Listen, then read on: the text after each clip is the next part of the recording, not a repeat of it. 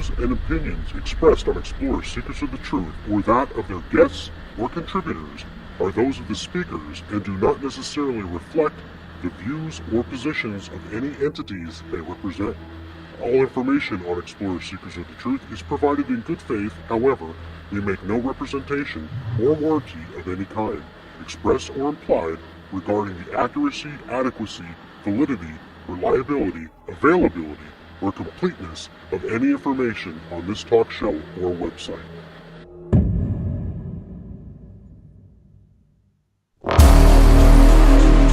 From monsters and ghosts to otherworldly beings, join the explorers as they venture into the darkest realms, seeking the truth till it goes bump in the night.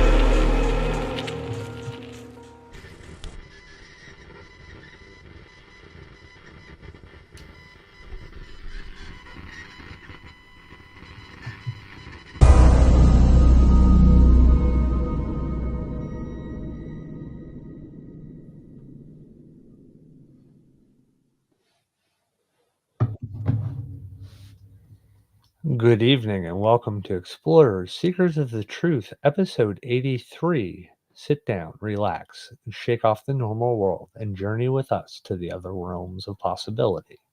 Tonight, as always, I'm joined by my best friend and co-host, Lesson Cabbage. Come with us as we explore and seek the truth about this world. How you doing, Les?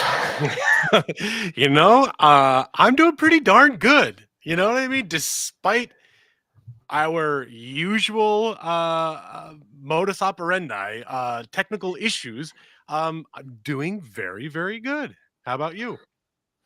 Oh, I've been better. But you know what? You fixed the problem. We got live.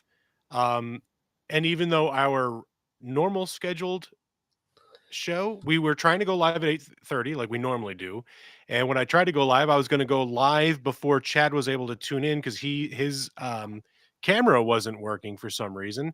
So I was going to go live earlier and let him work on that, and it said that our link expired. So he was having computer issues, I was having interface issues, but we got it fixed. We are now live. So we're doing good. We're doing good. Right? I hope so. Yeah. I actually had to reopen my notes now. Oh God. So, Could be a long night, folks, but bear with yeah. us. Bear with us. So Well, while we're worst- working on, go ahead. At worst, I have them on my phone too. So Oh, there we go. Perfect. Yeah. See, your phone never fails you. Our computers, different story. So Yeah. before we get into the show, I'm going to let everybody know where you could find us as long as everything is working. You can find us live every other Tuesday on Facebook and YouTube. Comment underneath the show. We would or should be able to see all those comments live and interact with you all as the show is going on. You can find us on Twitter or X at Explorers Group. You can find us on our website, explorersgroup.com. We are also on all the major podcast platforms, Spotify, Apple Podcast, Audible, all those. And while you're there, follow us on Facebook, like and subscribe on YouTube, comment throughout the show to help build up those algorithms. And if you're listening to us on any of the podcast providers, please give us a 5-star review to help us with our ranking. That's all we ask. And that's it. So back to it. Great. So last show we talked about more creepy tales pertaining to Christmas and the Christmas season. And seeing that today is actually Eastern Orthodox Christmas and the celebration thereof, we wanted to continue with a couple of tales that we weren't able to cover last time and discuss a creature of the new year. Yeah, and I think we might try and put a little smattering of kind of a weird, creepy year in review. Chad has a few stories that kind of sprung up throughout 2024. So we're going to do a little bit of a weird recap on the past year. And like Chad had mentioned, we're going to talk about a New Year's creature of Chinese origin. So we'll be talking about that later. But again, as Chad said, there were two stories we did not get to last show, And they will be coming from the book that we were promoting, which is The Scary Book of Christmas Lore by Tim Rayborn. Um, the first story that we're going to talk about, I don't know if you guys remember our last show, but I had mentioned a movie called The Beast Within, and it stars the King of the North himself, Kit Harington. The premise of the show is set in rural England, and a 10-year-old girl uncovers her family's dark secret. Her father transforms into a monster monthly. As terror unfolds, she faces the truth and a life-changing choice in a battle against darkness. It's really a cool psychological thriller where the father is a werewolf. And what I love most about it, and I'm sure my fellow Game of Thrones fans would agree, Kit Harington acts alongside the great James Cosmo, who in Game of Thrones played Lord Commander Mormont, and they had a tight bond throughout the Game of Thrones before Mormont's passing. Spoiler alert, and almost like a paternal relationship. But in this movie, they have a heated relationship. Mormont, or James Cosmo, plays the father-in-law to Kit Harington, and Kit is the beast or the werewolf, and Cosmo tries to fight him off to save his daughter and granddaughter. And I don't want to go into too much about it. It is a British film, so it is a little slow, a little it's a good movie. I recommend watching it. You can watch it on Disney Plus. Just go into search The Beast Within. It's a pretty new movie. Again, if you're a Kit Harington fan, I highly recommend. And that movie, since I watched it, really kind of made me want to cover this story, because this is, in fact, about werewolves. Um, like, it does follow in suit with Winter Werewolves is the title, in fact, and the origin of this story is pan-European. So again, I will read the story verbatim from the book. I hope you all enjoy. The story goes: nothing says Christmas like werewolves. What could be more festive than transforming by the light of the full moon into a bloodthirsty beast that mindlessly brings death and misery to local populations of snowbound villages in the darkest time of the year? It has to be worth at least a few carols, right? So, how on earth did werewolves get associated with the holidays? Wolves are highly feared winter predators, of course, and while they don't attack humans, despite all those movies and TV shows you've seen, they could take livestock and cause many other problems. So the idea of someone might deliberately turn into a wolf, or at least have no control over their transformation, was a fear that haunted the minds of many in Europe and beyond for centuries. In some areas, it was dangerous to even say the word wolf between Christmas and Epiphany, because people were afraid that doing so would summon them, or rather their lycanthropic counterparts. Many people believed that it was better never to say the word wolf in December at all, just to be sure. And to make matters worse, traditional folk belief in Germany, Italy, and Romania held that if one was unfortunate enough to be born on Christmas Day, especially at the stroke of midnight, one was at far higher risk of becoming a werewolf, because that day was set aside for Christ alone, and no one else should be born then. Not that this is something an individual can control, of course, but it might have also tied it in with a belief that abstinence was preferred at Easter time in the spring. The night of St. Lucy, December 13th, was thought to be an especially likely time for werewolves to appear, whether there was a full moon or not. Werewolves showed up throughout Europe, and at the time of year, and they had their own appalling celebrations. In 1555, the Swedish cleric Olaus Magnus, translated here by Anglican priest Sabin Baring Gould, wrote that in areas such as in Lithuania and Prussia, he says, on the feast of the Nativity of Christ at night, such a multitude of wolves, transformed from men, gather together in a certain spot, arranged among themselves, and then spread to rage with wondrous ferocity against human beings, and those animals which are not wild, that the natives of these regions suffer more detriment from these that they do from true and natural wolves. For when a human habitation has been detected by them isolated in the woods, they besiege it with atrocity, striving to break in the doors, and in the event of their doing so, they devour all the human beings and every animal which is found within. They burst into beer cellars, and they empty the tuns of beer or mead and pile up the empty casks one above another in the middle of the cellar, thus showing their difference from natural and genuine wolves.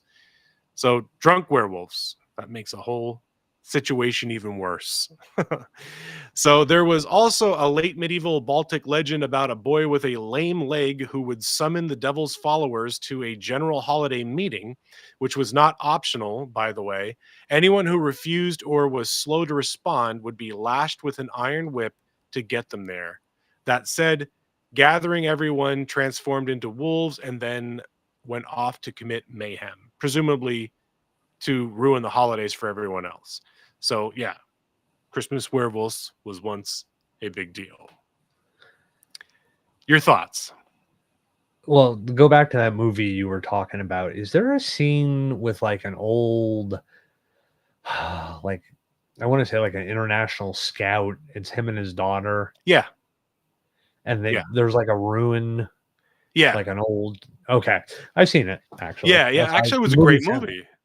I thought it was pretty good. I didn't realize it was people from Game of Thrones, but I don't watch that Yeah, stuff. So I would. You know, I'm obsessed with that. yeah, I mean, I watch Star Wars and all that stuff. You watch Game of Thrones. It's Well, we had a long conversation about the offshoot shows for Star Wars and whatnot the other day, which yeah, not to divert, but anybody listening, so far there's two. Check out Skeleton Crew on Disney Plus. It's an offshoot Disney show, which I think is geared more towards kids. It's supposed to be a kind of a kickback to I don't know if anybody remembers the Ewok movies, the Caravan of Courage, and I think it was the Battle for Endor. yeah. They were derived more towards kids back in those days, and I Yeah. think this Skeleton Crew is kind of like that as well, to be Yeah. more kid friendly. Freaking great show. Yeah, it's like Goonies with Star Wars. Yeah, pretty much, pretty much. But we'll get But- back to werewolves at Christmas though, because Yes. otherwise we'll be doing a We'll be Star talking Wars Star Wars, podcast yeah, before yeah. you know it. Yeah, it's interesting, like how you hear these like folkloric tales of drunken werewolves. Mhm. Like, is it like a cautionary tale for people who like to overindulge on the Christmas spirits and libations, or was it a group of men who would kind of roam around the countryside and break into the bars and the establishments and go drink up all the mead, and almost kind of like the Halloween shenanigans that people do. I think I'll check the box for all of the above, Yeah, because I mean, if you think about it, especially back then, 1555 I think was one of the dates that they had mentioned. You had a lot of poverty, you had a lot of plague, you had a lot of just really unfortunate times and scenarios. So just like things today, when you most impoverished areas, there's a lot of drugs, there's a lot of alcohol, and there's a lot of crime. So you mix all those together, and then the people get drunk or high on whatever kind of drug of their choice at that time. They turn into a beast, they turn into an animal. So maybe these people would act out in such, like they would just, because there were a lot of wolves back in those days, and wolves were a big threat to a lot of the shepherds and the farmers and the livestock. So that is the most feared creature that lurks in the dark in the forest. So when people start acting out of character, they would probably most likely associate it with their most, or their closest feared creature. You know what I mean? And they would just say, "Oh, you were acting like a beast. You were acting like a wolf." But yeah. yeah. an interesting take on it.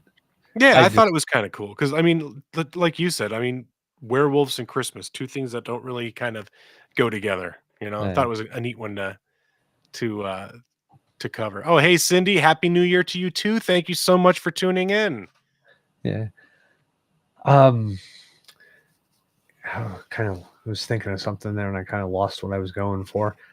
Um, yeah, when you almost like the more we've researched the Christmas, season, Mhm. going back even to just into the 1800s, where it was more of a ghost storytelling, um, spooky, like some of the cautionary tales, like this one, I think, kind of takes on that cautionary tale of acting like a werewolf and, getting too drunk on the holiday and, Mm. during the holiday season was kind of a, common theme in some of these stories is the, you know, uh, overindulgence during this high holy time. Right, right. Well, I guess it's kind of, the hey Rick, good to see you tuning in, buddy. He's tuning in from Facebook. Yeah, it's kind of that I guess your typical trying to keep everybody within the boundaries of the rules and stuff like that. And it is the darkest time of the year and the coldest Mhm. time of the year. So they're trying to keep everybody indoors, keep everybody safe. And Yeah, it is a holy season, so they don't want any kind of ruckus or trouble or anything like that. So yeah. just keeping everyone in line. I actually spent my Christmas Eve telling ghost stories, and Yeah, you talking had about mentioned. ghost stories. So Yeah. I just reestablished the tradition. My friend, my friend, his wife and I just talked a long time about ghost stories and energy and stuff like that. And my friend just kind of sat there like, "Would you stop? Just stop. You two need to stop." But it was fun. I would have Yeah. enjoyed it. Oh yeah, it was interesting because of her background and growing up. She grew up in the Caribbean. Oh, yeah. She was born here, grew up in the part of her young adulthood in the Caribbean. So she has a very interesting take on energy and spirits and you know being open to the coming from a culture that is more open and accepting of these thoughts and not as pushing them away as maybe more Eastern European cultural thought Yeah, process. yeah, yeah. Yeah, they're more open to the earth religions, earth Mhm. magic and Yeah, superstitions and stuff, but to us it's superstition and folklore, but to them it's real, yeah. you know? Well, we even discussed like shamanism and stuff Mhm. like that, and how you know certain cultures, it's still a practice that is kind of open and people know about, Yeah. and the availability of roots and plants and stuff like that. And then we discussed how it's amazing you have cultures that are separated and don't exactly have the same fauna and flora, plants and animals in their area, but they have a lot of the similar herbal treatments or compounding for Mhm. different ailments. So it was an interesting conversation. Yeah. So do we want to get into our next creepy tale? Yeah, and I have a picture for it too. I had a picture for the werewolves, but I forgot to bring it up. Oh, well, that sucks. I'll bring your picture up first. Well, the picture for your topic. Yeah.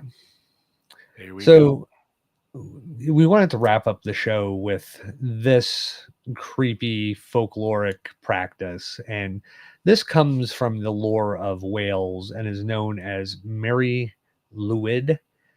The procession of Mary Lwyd is one of a fascinating and creepy custom to be associated with the Christmas holiday, a Welsh tradition that has seen a renewal in popularity in the last few years. And the Mary Lwyd is usually a mare skull draped in a white cloth, set on a pole, and carried by one person hiding underneath the cloth. The carrier can control the movement of the skull and even make it snap its bony jaws at unwitting people as it passes by. And it's usually decorated with ribbons of colors for the holidays. But that doesn't take away from its ghoulish appearance. Lights or Christmas ornament balls are usually set in the eye socket just for added effect. That's gross. So I don't know if you saw, there's a video that's been circulating about, it looks like a sheet falling off of it's like a back porch, like a roofed over porch, and you see like a tarp fall to the ground from off the roof, and then all of a sudden, like, you see the tarp shuffling around, and all of a sudden the tarp starts standing up, and it has like a skull like mask inside of it, and it like kind of looks over at it's supposed to be like a Ring camera or something like that. And it kind of looks over, and then it kind of like shuffles around the porch and goes sits in one of the chairs on the porch, and then kind of shuffles back to where it was, and then the tarp goes flying back up in the air, and of course there's nothing there then. Ooh, no, I haven't seen that one. If you could find it, share it with me. I'll send it to you. It kind of reminded me of the Mary Louid.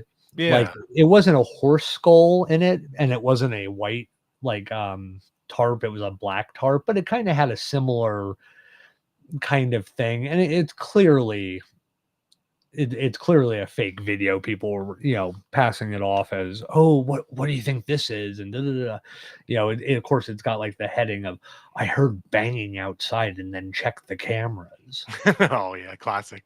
Yeah, but it kind of reminded me of this custom, not in the sense of somebody coming to a house with it, but in the sense of like this large skeleton faced, tarp that was all of a sudden, it cheesily looks at the camera, like it knows where the camera is, and then it sits in a chair and then gets up and walks back over to like where it started from, and then the tarp goes back up in the air.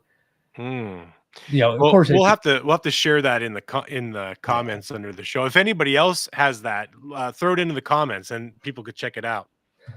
So now when we come to this tradition, right, the name Mary Louid really it's very uncertain where the origin comes from. It may mean gray mare.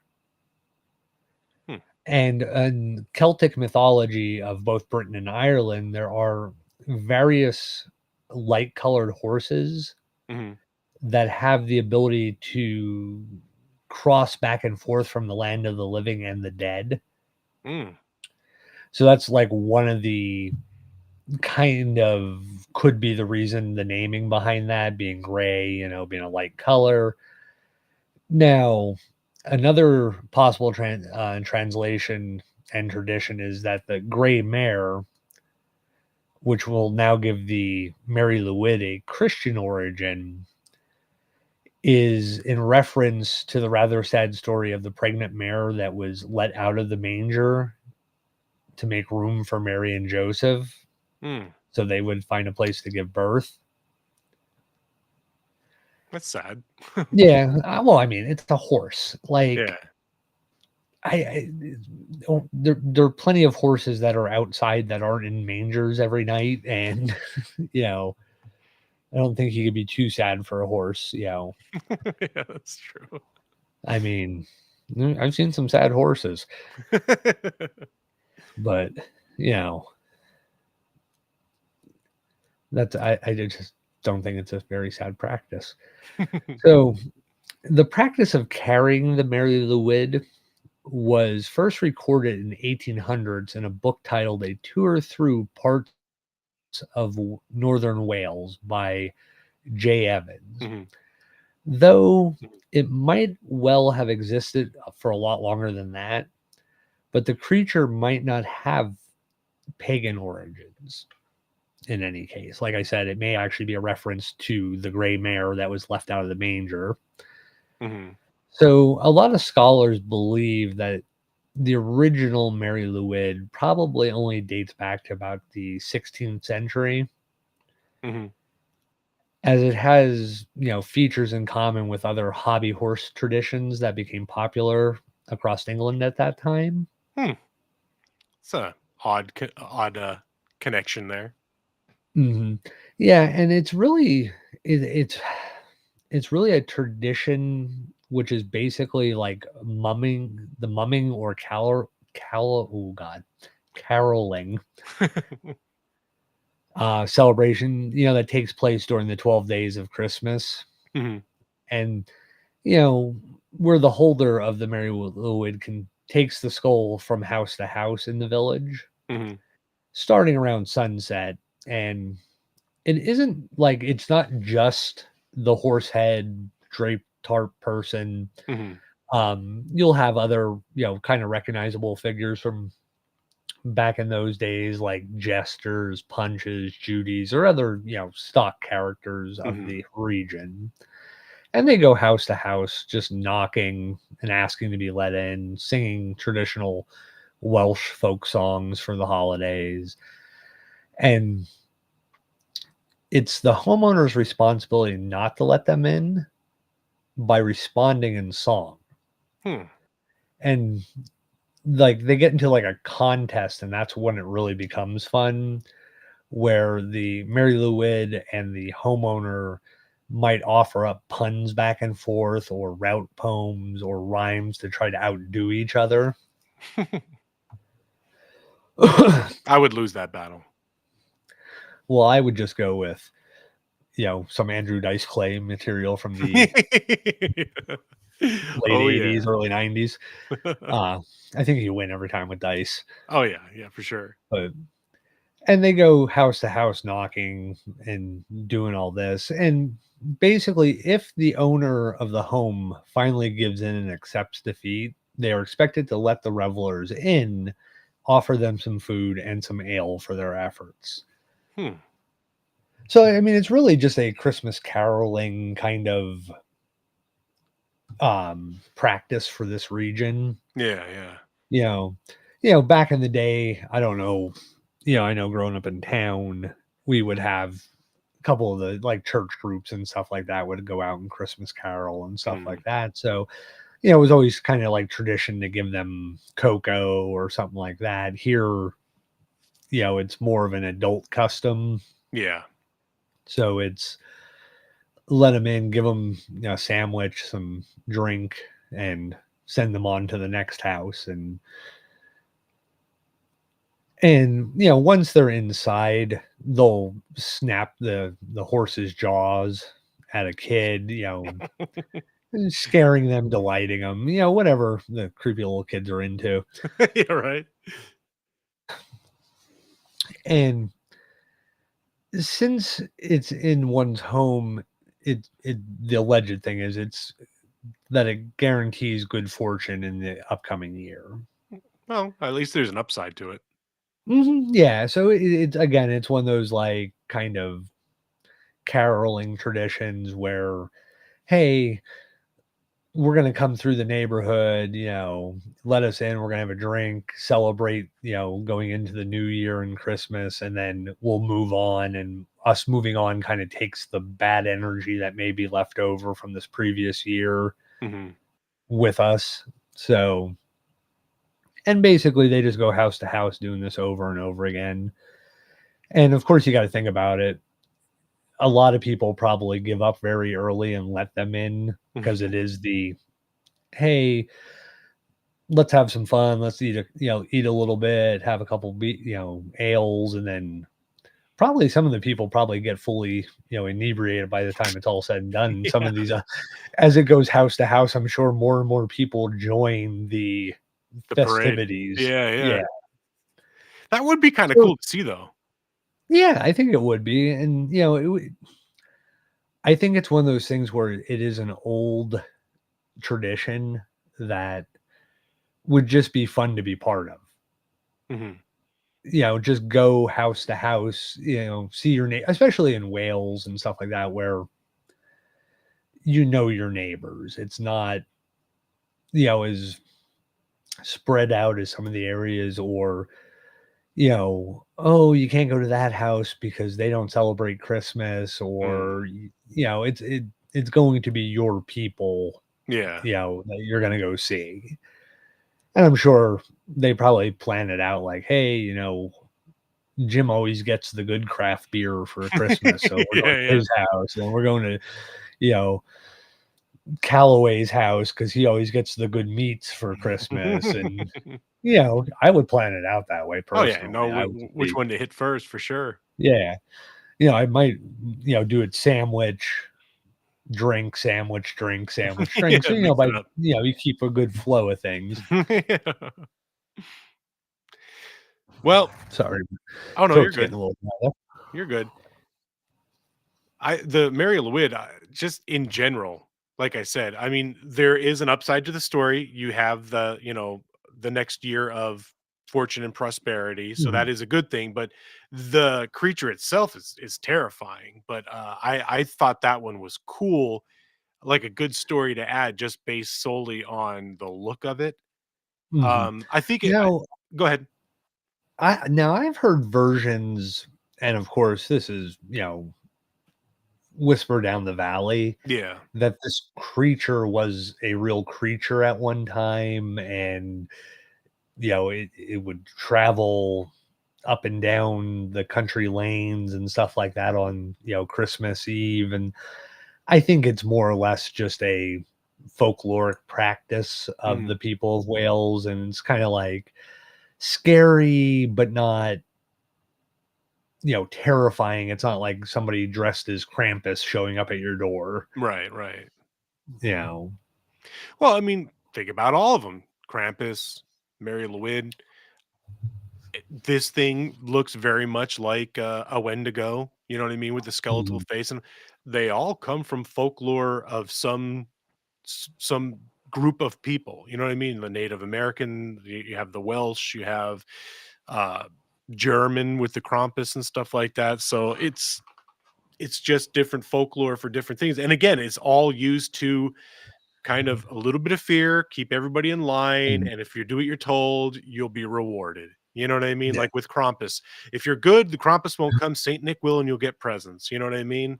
Yeah. So it's all scare tactics throughout the ages, Mhm. more or less. Yeah, and, like, when you get to, like, the 19th century, it became less popular with the ministries in those areas, and they Yeah. wrote condemning it and stuff like that. And so you always get that, like, "Hey, it's a good idea until it's not a good idea," Right. and Right. then it's like, "Oh, well, we shouldn't be doing this. This is paganism and da da da da." Right. Right. Doesn't fit our And structure now. yeah,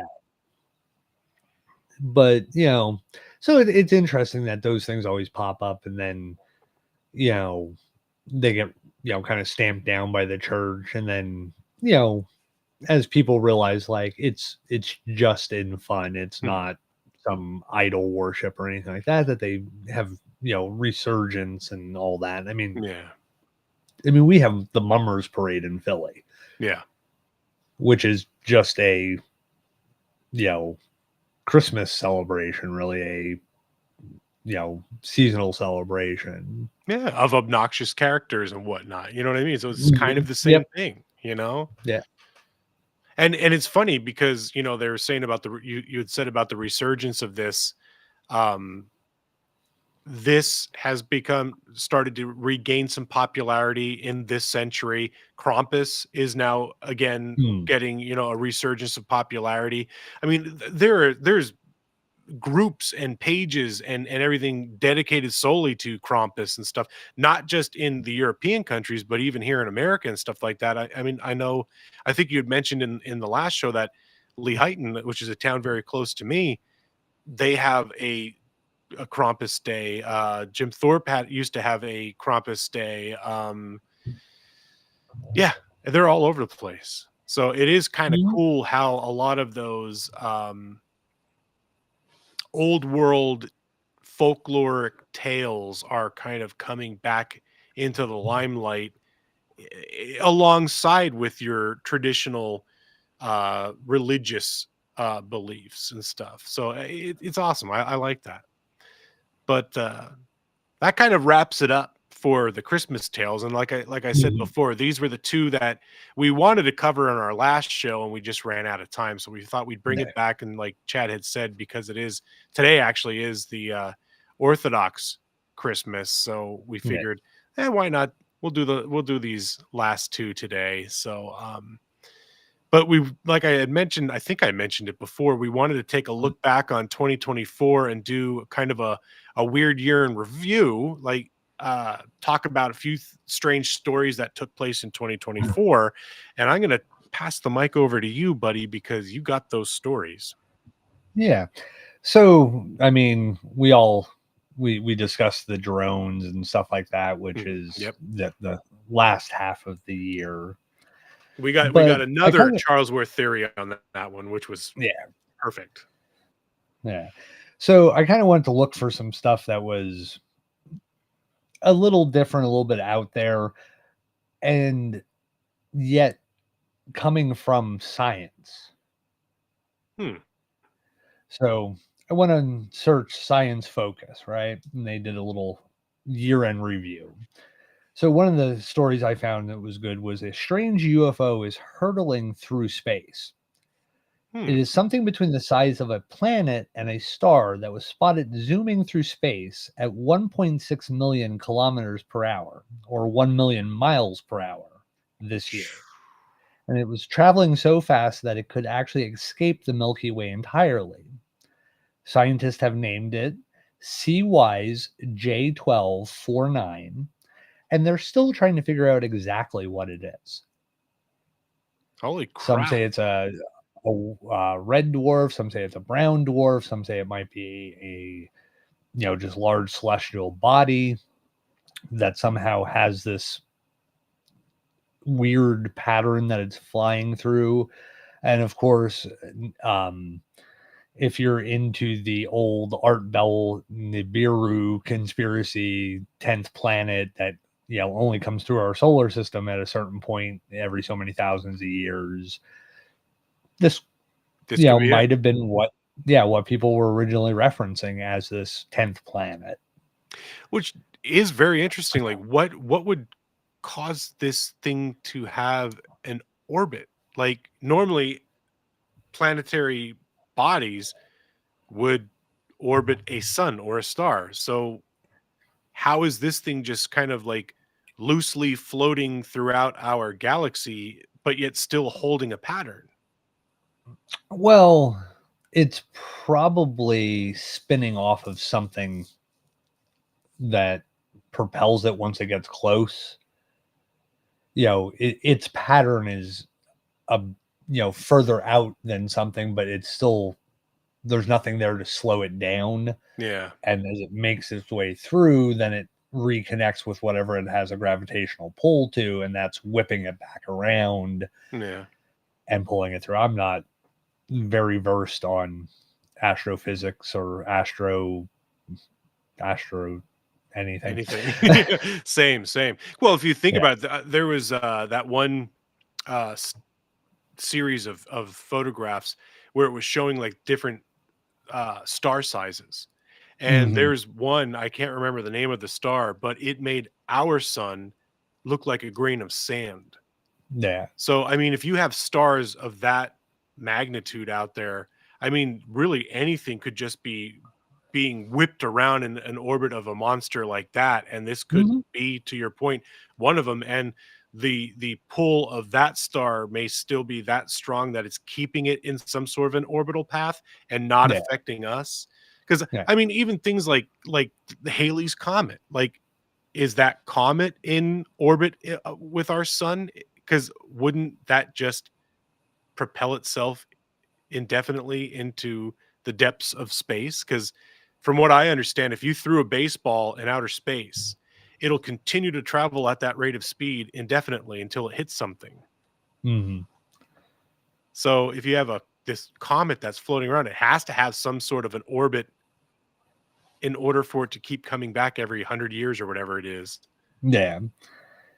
Yeah. I mean, something's pulling it through there at Yeah. that speed. I mean, it's a very, very fast, 1 million miles per hour. Yeah. travel. So, but they're Space still in trying general, to. dude, blows my mind. Oh yeah.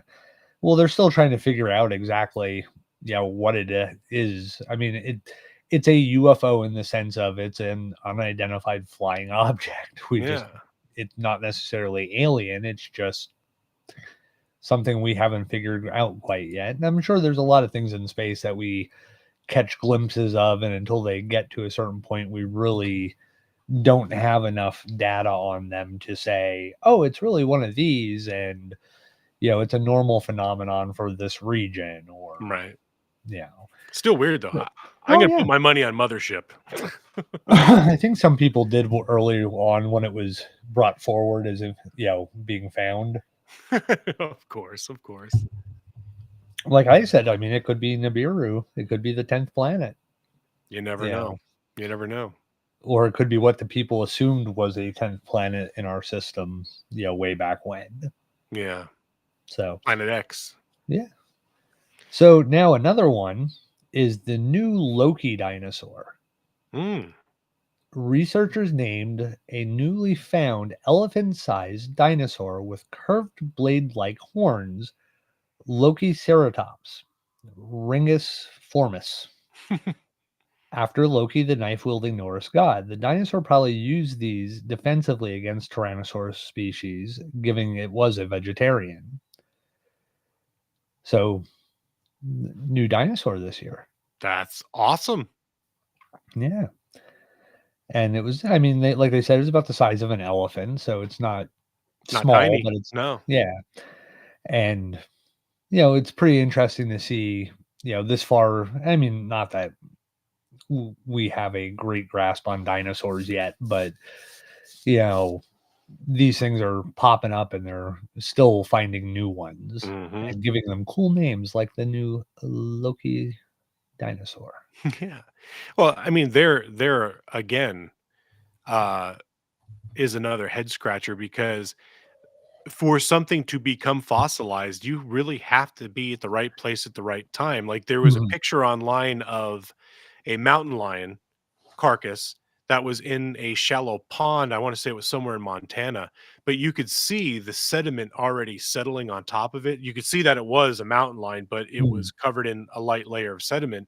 And part of the description under the picture is that if this thing stays untouched and unfazed, it is the perfect recipe to become a fossil down the Mm. line. Yeah. And if you think about that, like all the dinosaur species that have already been found that were at the right place at the right time, you have to then consider that there could be thousands or millions of more species throughout the different epochs, like the Triassic, Jurassic, Thoracic, and all those different eras where you could have had hundreds of thousands, if not more, different species. And we've, Mhm. like you said, we're only scratching the surface of what we understand of dinosaurs. Yeah. Yeah, it's quite interesting, and even the, you know, some people don't believe in and some people do, but, like, the evolution of certain dinosaurs, Mhm. like, the changes in their, structure or their limb lengths or neck lengths or, teeth and stuff like that because they're finding early versions of Tyrannosaurus Rex that Yep. had certain features, and then ones that they find from later time frames have some different, you know, genetic features. Now, is it a genetic anomaly that presented and just happened to get lucky to find the one that had it? Was it a um, like condition of environment where they just became better suited at this size, and that's why they genetically were a little bit different than their predecessors. So, Yeah. Well, they so what? say what they say it was a turkey vulture or a chicken or something is the descendant of the T-Rex or something like that. And there's some genetic marker that if you just do a slight alteration to it, you can revert a chicken back into basically a small dinosaur. Where they actually have done research and tests Mm, and they had uh chickens with claws on the wings. I guess where the wing bends, there were little, claws, almost like Mm. a Archaeopteryx or an Archaeopter, whatever it is, Mhm. Yeah. Archaeopteryx, I think. And yeah, they ended up making chickens with teeth and all this stuff. Like, it's pretty bizarre where you just Yeah. alter a couple little things down in the DNA lineage, and it's like, hey, now you are what you used to be millions of years ago. Yeah. Well, you know what they say. There's a reason why alligators and chickens taste the same Because they're because they both both were used to be dinosaurs. dinosaurs. Yeah, yeah, that's true, that's true. But Yeah. speaking of, ironically, we were for my birthday, my father-in-law took us to a seafood restaurant in Scranton, Cooper's. Did you ever go to Cooper's? No. It was, showcased a lot on the TV show The Office, but we went up there and they actually had gator bites, which was, little Alligator alligator pieces? nuggets. Yeah, yeah, Yeah. and you would no, I couldn't tell. Yeah, I thought it was just a chicken nugget. Like, Oh, it yeah. exactly the same. Mhm. I love Highly them. They recommend. taste delicious. Yeah, yeah, absolutely, I absolutely. mean, I'm a huge fan of alligators personally and professionally. Well, RIP Sully, right? Yeah. And, even my license plate is a reference to alligators, so, uh, and I spend more time at gator parks than probably a normal person should. Um, Well, you're the but only person I knew who owned one growing up. yeah, it was Well, fun. Cindy does have a question here. She said, "All different cultures have spooky tales and folklore. Maybe they combine them and make scary stories that get passed down, and perhaps maybe a hint of truth, something that really did spook them."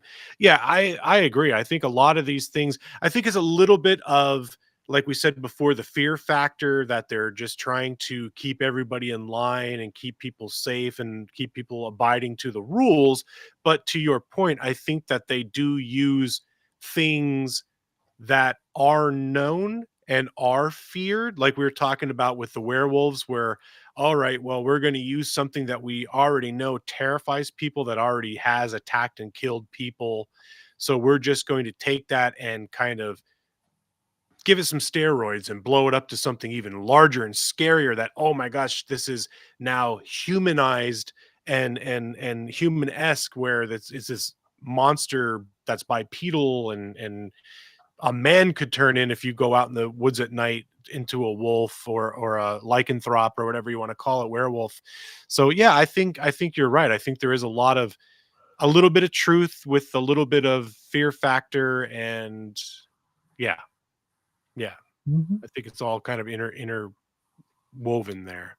Yeah. So do you have another I have one more for ooh, those that love, sea monsters. oh yeah. So, this was labeled, "Was the megalodon skinny or thick?" A new study stirs controversy in paleontology. Mm. A new study claims that the ancient shark species Megalodon may have been long and slender instead of chunky that is currently being depicted by Hollywood. But other researchers have reached a different conclusion, estimating that the Meg was even bigger than we thought. Mm. So they are now half split down the middle on the it was a long, slender shark with big teeth and, still a large, predator. Yeah, yeah. And then the other half is saying, well, no, it might have actually been bigger than we think. Like, we're estimating off of jaws and teeth. And, we found samples, 8 inches by, you know, 10 inches. And we've also found ones that are bigger now and smaller, but Yeah. all coming from a Meg. So Well, like the you said, either one would be terrifying, even if it was like a long what's that one shark, like the goblin shark? It's like that long, skinny, and it protrudes its jaws out. mm, That's yeah. terrifying. But if you take a megalodon Hollywood style, like Mhm, Jaws, you know what I mean? Even megalodon would be bigger than Jaws, actually. But yeah. like a great white that would be comparable to like a cruise ship or something. Yeah. That is what nightmares are made of. Yeah. Well, there's monsters out there. Just Mm-hmm. get used to it. Anywhere it's dark and you can't see, there's monsters. Mm-hmm. You know, you start diving in the ocean. Once it gets dark, just assume there's monsters. That's true. That's true. Well, speaking of, I was reading a story, and I guess we could kind of call this 2024 because it was an article that came out in 2024. And I'm just going to paraphrase from what I remember that the Mariana Trench, like people are saying that, um, maybe outer space isn't really outer space, whereas our oceans are actually more like outer space, because I guess we know more about outer space than we do of the depths of our own oceans. And the Mariana Trench, supposedly, somebody had sent some sort of a camera down there, and the creatures that they found down there were unlike anything else ever seen in the oceans. And the further down you go, it almost is a portal, which it goes into like a vortex, a portal, and it actually spits you out into another world where it's like almost like an upside down world where, I guess if it's like a flat earth theory, you're going through the plane or the dimension and you're coming out on the other side to a different realm and world and whatnot. So it went into a lot more detail than that. I mean, it was very far fetched, but strange and weird nonetheless. So I mean, Well, if portals, you talk of portals has been popping up a hell of a lot more lately. well, if you go back to the oh what's that movie? Pacific Rim. Hmm. The whole point of it was the kaiju were actually coming through the trenches from other dimensions or another planet, and that's how they were actually accessing Earth. Wasn't from space, it was actually from this rift at the bottom of the sea, Hmm. that they could come through. So I think you were Go ahead. I think you were onto a point though, portaling and the amount of alleged portals that there are nowadays seems to be neither more spoken of or has taken on a higher number. Yeah, there it's definitely being brought to attention more. Again, is Mm, it a smoke and mirrors thing? You know what I mean? Look over here, not over here. I don't know, but there is a lot more talk, and I'm seeing a lot more of it. Again, is it algorithms that I just, where we did the show on portals and interdimensions? Was it just the algorithm like, hey, you were looking at this before? Here's some more information. But I am seeing a lot more talk mhm. of portals and whatnot. And one of the, like you had mentioned about the Pacific Rim, one of the things that they were saying in that write up was there's a lot more sightings of UAPs or what are the submersible ones? USOs. USOs, yeah, and how they're coming out of the water, like all these ships or crafts are seen coming up out of the water. So, what's the one that where there's that shelf in the ocean in California where it drops off, and supposedly there's an alien base underneath there because they were seeing all these things coming up out of the waters and whatnot. So Is that out towards Catalina or something? I think it was somewhere out around there, but I know The it was Cal- off the coast of California. yeah, Yeah. the Catalina wine mixer. Yeah, the fucking Catalina wine mixer, baby. Uh, yeah. So there is a lot. Hey, OS, good to see you joining in. So we got somebody from Facebook joining in. Good to have you, buddy. So yeah, I mean, there's a lot of stuff that's being talked about portals and the ocean, and it's like we shouldn't be looking up; we should be looking down. Hmm. Well, I mean, we've spent probably in the time frame of man billions of dollars to get to space. Hmm.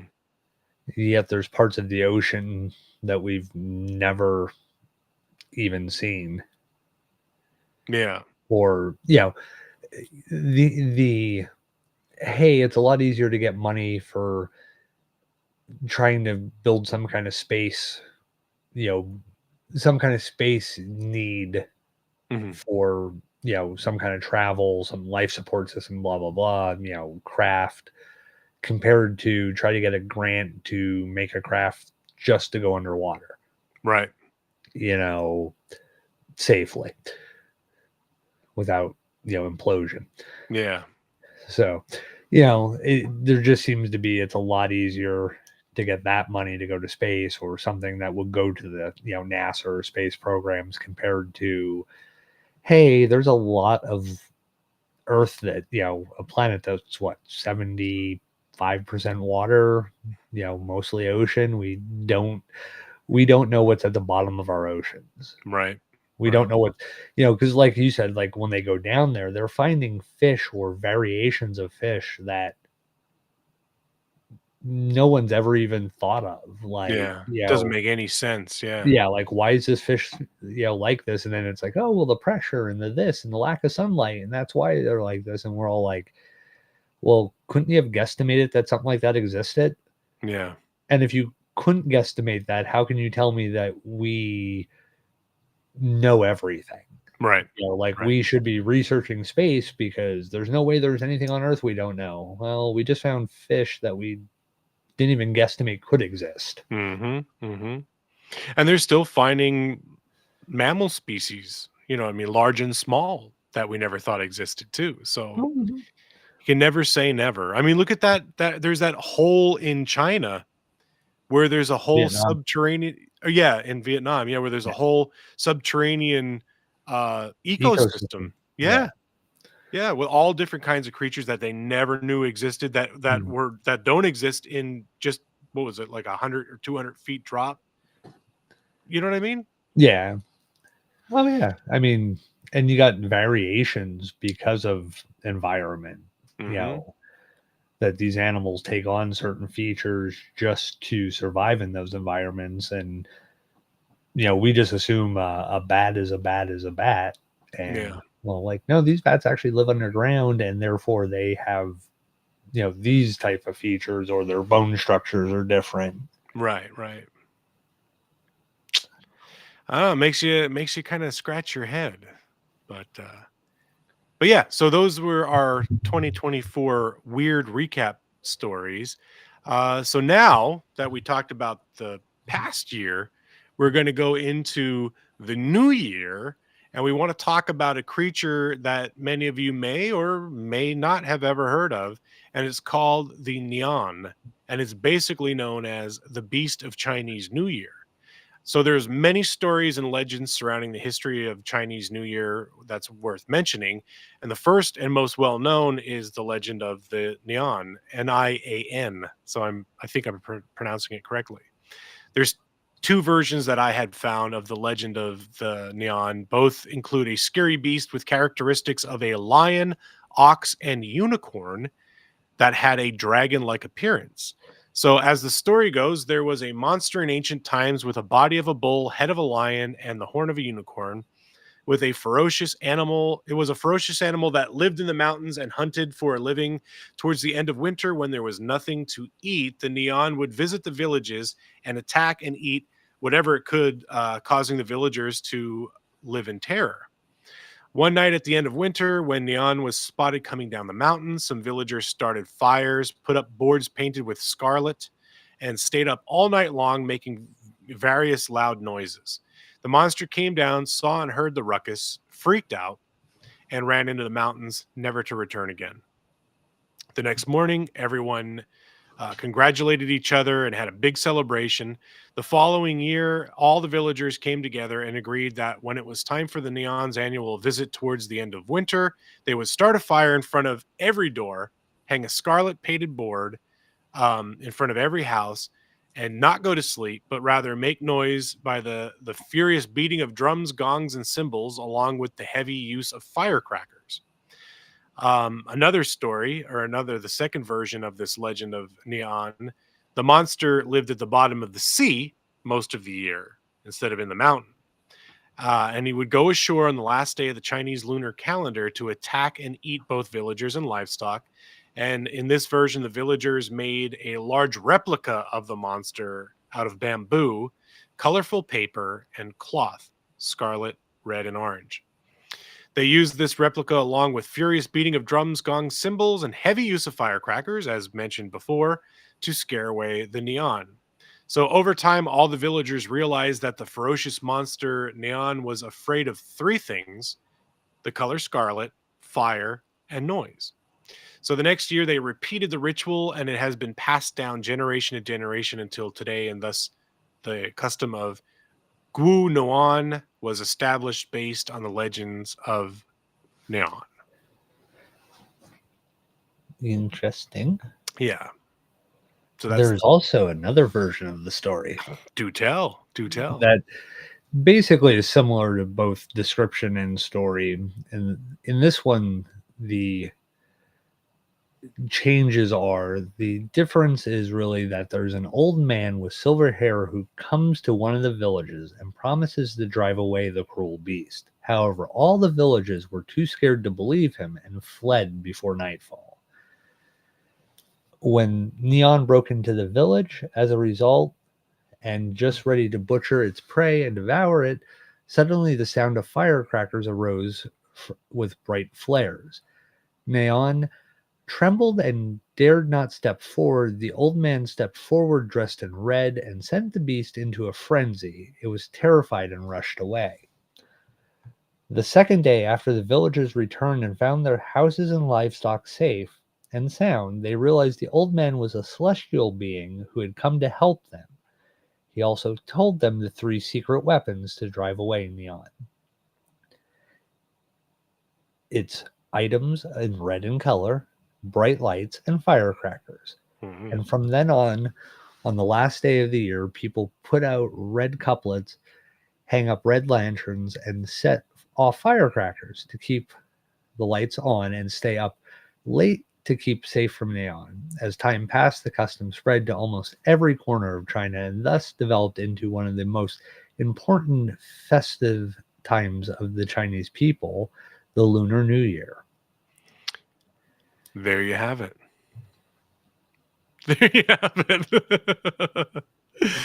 Yeah, have a drink on me, buddy. That was good. So that's kind of cool. You know what I mean? Like we were talking about these different cultures having all different kind of folklore and whatnot, and it is big. I know, like with one of the clients that I work with, a lot of the manufacturing is done in China, and some of the teams that I work with for design and whatnot, they have big celebrations for the Chinese New Year, and it's like a week or more long, and they're nowhere to be found during that week, I tell you. But it's kind of cool because I love the dragon aspect of it. I like that it's like a hodgepodge of different creatures kind of smattered into one, and it's neat. I like that one. Yeah, it sounds like a fun time too. I mean, firecrackers, staying up late. I mean, you see that the Nian portrayed in a lot of like movies when like they're running through Chinatown and stuff like that, and they're having the parades, and they have the big dragon that they have the head that the mouth goes, and then a couple other people would do the body behind. And actually, I have a picture that is of the classical I guess Asian depiction or Chinese depiction, or the style of art of the people attacking the Nian. And you could see like firecracker explosions in the background, and the red banners and ribbons or whatever on their weapons and whatnot. And then of course I have another as well, which is more of a computer generated, which is still pretty freaking cool in itself. Yeah, it is pretty badass. Thought I would share. What the heck happened to our display?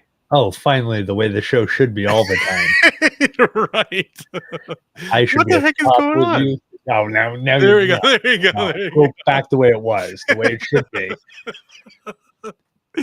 Oh, that's this great. show should be called Chad and Friends. That's right. That's right. Oh gosh. Explorers with Chad. That's right. That's right. Oh gosh. Also want my name changed up there to Professor.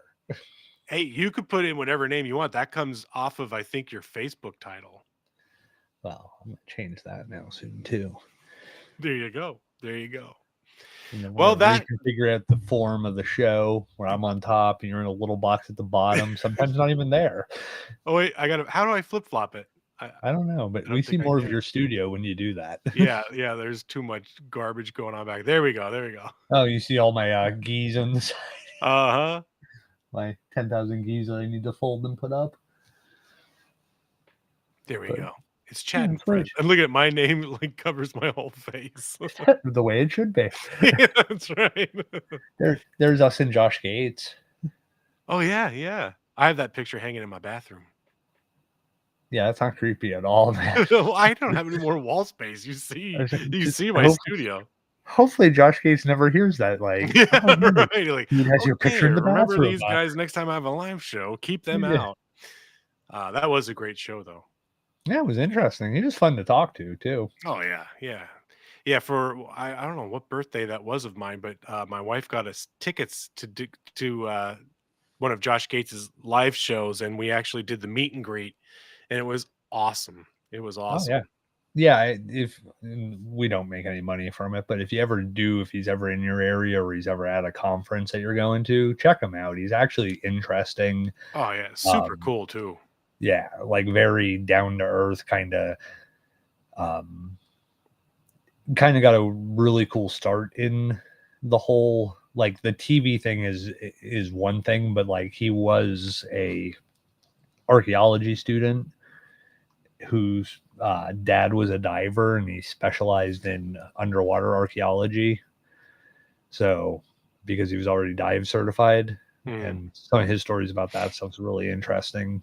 Not even Had just a the far whole. more interesting life than me, I could tell you that. Well, that pretty much wraps up the show for tonight. I apologize for the late start, but as I find myself saying all the time, if it weren't for technical difficulties, we'd have no show at all. We'll be coming back in 2 weeks or next week because we missed last week. Yeah, I don't remember what we decided. Probably in 2 weeks. We'll be back Yeah. in 2 weeks, and the next show topic is going to be American Giants, because Chad has found a pretty interesting topic to discuss about that, and we're going to add some more to it. So American Giants, or Giants of the Americas, will be coming up in 2 weeks. So please tune in for that one. As I always say, you could find us on Facebook and YouTube live every other Tuesday. You could comment, as many people have tonight in the show. And I think there is kind of a lag because I wasn't seeing a lot of these questions coming in until a little bit later. And I could tell that some of them were in relation to things that we were talking about that had already passed. So I apologize if I didn't get to any of the questions that you guys had asked, but it was already kind of past the point. OS asks, what are you two going to be doing as far as expeditions in the coming year? I haven't the slightest idea. So if you got anything in mind, buddy, let us know and we'll try and be there, because we have nothing lined up as of yet. I know we are definitely trying to get back down to Gettysburg. If I can extract the footage from one of our trips down to the orphanage in Gettysburg, I think we mentioned it in one of our past shows. I was going through, it's an older handheld Sony video camera with a little high 8 tape. I was having issues extracting it to make it digital, but we know somebody who does that for a living, and I'm going to try and get that camera to them as soon as I can. And once we get that footage, I want to share it with everybody on our website, and we'll throw it up on YouTube as well and share it on Facebook. But there was some really crazy interaction with a K2 meter. Chad was interacting with it and having solid responses. If I could get that footage off the camera, I'm going to share it. Worst case scenario, I'll just film the little display screen with my cell phone and try and do it that way, because it'll still work.